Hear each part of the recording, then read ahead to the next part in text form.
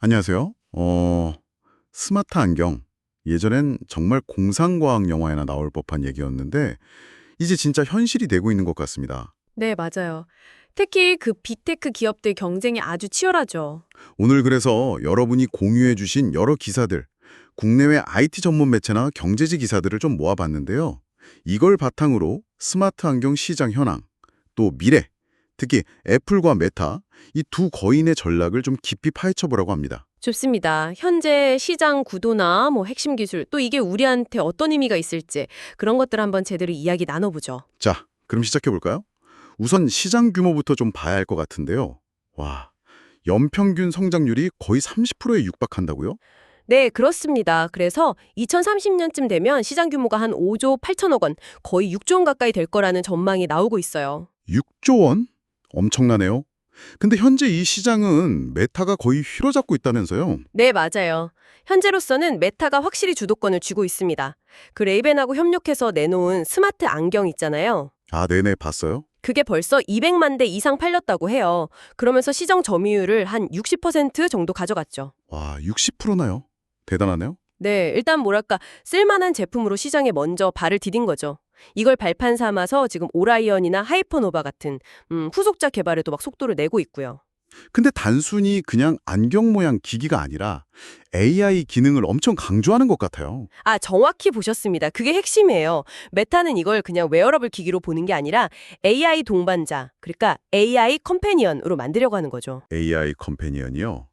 좀 더 구체적으로 설명해 주실 수 있나요? 그러니까 사용자의 눈과 귀가 돼서 세상을 인식하고 소통하는 걸 도와주는 거죠.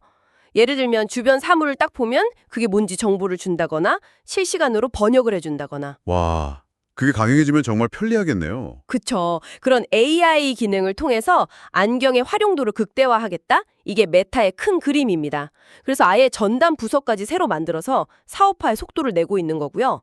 메타가 그렇게 실용적인 노선으로 막 치고 나가는 동안 애플은 좀 조용했던 것 같기도 하고 비전 프로는 나왔지만 사실 좀 비싸고 무거워서 대중화랑은 거리가 있었잖아요. 맞습니다. 비전 프로는 기술력을 보여주는 상징적인 제품이었지 대중적인 모델은 아니었죠. 그래서 애플이 전략을 좀 수정한 것 같아요. 어떤 식으로요? 최근 보도를 보면 팀 쿡 CEO가 다른 어떤 제품보다도 이 AR 안경 개발에 엄청나게 집중하고 있다는 얘기가 나와요. 거의 집착 수준이라는 말까지 나올 정도니까요. 아, 정말요? 팀 축이 직접이요? 네, 그의 목표는 단순히 메타를 따라잡는 게 아니라 훨씬 더 뭐랄까 야심찬 목표예요. 가볍고 하루 종일 쓸 수 있고 그러면서도 아이폰 수준의 경험을 주는 진정한 AR 안경을 만들겠다는 거죠. 와, 진정한 AR 안경. 목표가 정말 크네요. 아이폰급 경험이라. 그렇죠. 이건 애플한테 거의 10년 넘은 수건 사업 같은 거거든요. 비전 프로는 그 목표를 향해 가는 하나의 단계였다. 이렇게 볼 수 있습니다. 그럼 그 진정한 AR 안경을 만들기 위해서 구체적으로 뭘 하고 있나요? 뭐 N401이라는 코드명 얘기도 들리던데요? 네, 맞아요. 그 N4101 프로젝트가 진행 중인데 여기서 핵심 중 하나가 바로 그 스마트 안경 전용 초전력 칩 개발입니다. 아, 칩 개발이요? 네, 여기서 상당한 진전을 이뤘다는 소식이 들려오고 있어요. 특히 애플워치 칩 설계를 기반으로 만들고 있다고 하는데 이게 중요합니다. 애플워치 칩 기반이라면 이미 저전력 설계 경험이 있으니까 그걸 활용하겠다는 거군요? 정확합니다. 가볍고 배터리도 오래 가야 하루 종일 쓸 수 있을 테니까요. 이 칩 개발 성공 여부가 애플 AR 글라스의 성패를 가를 아주 중요한 열쇠가 될 겁니다. 목표는 2027년쯤 양산이고요. 2027년. 생각보다 머지 않았네요. 그러면 당장은 완전한 AR 기능보다는 뭐 카메라나 오디오, AI 비서 기능 중심으로 먼저 나올 수도 있겠군요. 그럴 가능성이 높습니다. 처음부터 모든 걸 다 구현하기는 어려우니까요. 하지만 장기적인 목표는 분명해요. 맥이나 아이폰 연결 없이 안경 자체가 독립적으로 작동하는 완전한 AR 글라스를 만들겠다는 거죠. 그게 성공한다면 정말 메타를 넘어서는 아예 웨어러블 AI 기기 시대를 애플이 여는 그런 그림이 되겠네요. 바로 그겁니다. 애플의 그리는 더 큰 그림이죠. 여기서 또 중요한 게 바로 AI고요. 네, 들어보니까 두 회사 다 결국 AI를 빼놓고는 스마트 안경을 얘기할 수가 없는 것 같아요. 이게 진짜 넥스트 스마트폰이 될 거냐 마느냐를 가르는 기준이 될 것 같네요. 그렇습니다. 스마트 안경의 성공 여부는 하드웨어 스펙 경쟁이라기보다는 얼마나 똑똑하고 유용한 경험을 주느냐에 달려 있다고 봐야 해요. 예를 들면 어떤 경험일까요?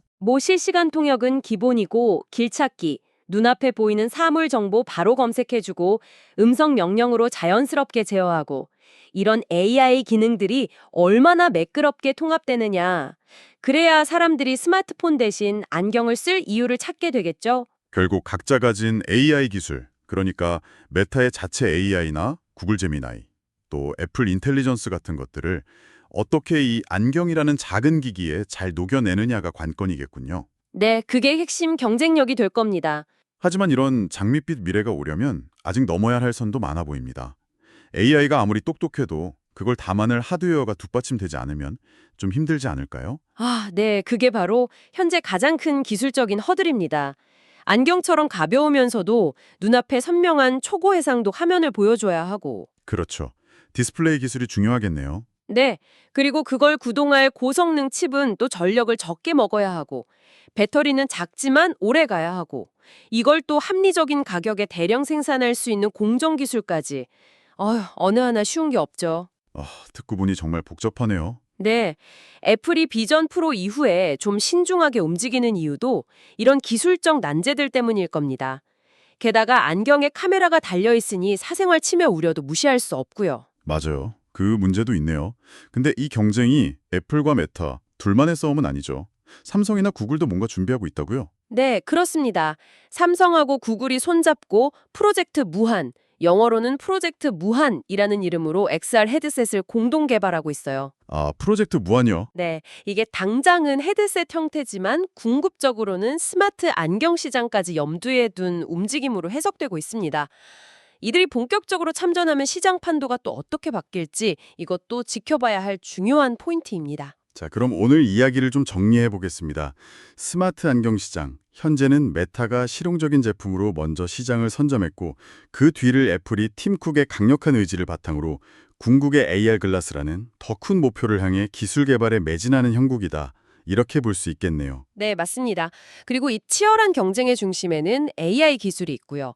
결국 관건은 말씀하신 여러 기술적 과제들, 또 사생활의 이슈 같은 것들을 잘 해결해서 누가 먼저 정말 매력적인 사용 경험을 대중에게 선보이느냐, 여기에 달려있다고 봅니다. 스마트폰이 우리 삶을 정말 많이 바꿔놨잖아요. 세상을 보고 소통하는 방식 자체를요. 그렇죠. 그렇다면 항상 몸에 착용하는 AI 안경은 우리 삶을 또 어떻게 바꿔놓을까요? 그게 참 흥미로운 질문인데요. 기술 발전이 가져다 줄 편리함도 물론 크겠지만 그 이면에 우리가 사회적으로나 개인적으로 어떤 점들을 좀 더 깊이 생각해 봐야 할지 한번 고민해 보시면 좋을 것 같습니다. 네, 생각해 볼 만한 질문을 던져주셨네요. 오늘 저희가 준비한 이야기는 여기까지입니다. 다음에도 흥미로운 주제로 다시 찾아뵙겠습니다.